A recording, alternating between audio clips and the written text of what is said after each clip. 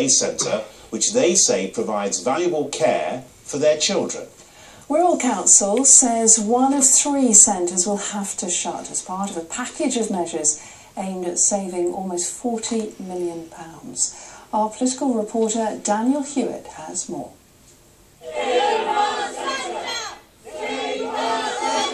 Parents fighting for their children and the place their children call home. Heswall Day Centre cares for the severely disabled. It's 1 of 3 centres considered for closure by Wirral Council. How can he do this to vulnerable people? Well, on the manifesto it says we're going to look after vulnerable people, and they closed down 1 of 3 centres. This would be completely devastating. Can't talk. Too upsetting. Barry's daughter Joanna requires 24-hour care that for 19 years this centre has provided.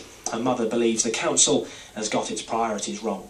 The council leader read out that they have decided to keep the dogs home open, and then in the next breath he said that they were making cuts to the day centre services. Now come on, it doesn't take a genius to know every one of us puts people before dogs.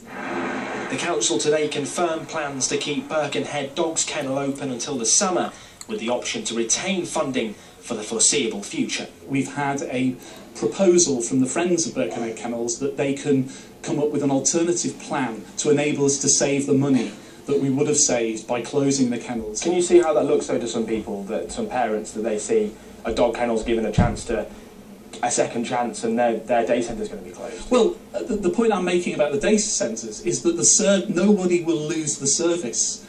All they'll have to do is go to a different building. And as well as day centres, funding for school patrols will go, along with 350 town hall jobs.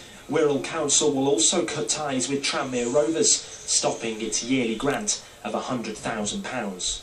They're also raising council tax here for the first time in 3 years, an attempt to share the burden of these cuts. But critics say that attempt has failed, and instead it's the most vulnerable people who are carrying the greatest load.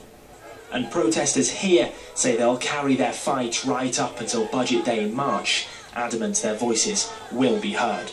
Daniel Hewitt, ITV News, Wirral.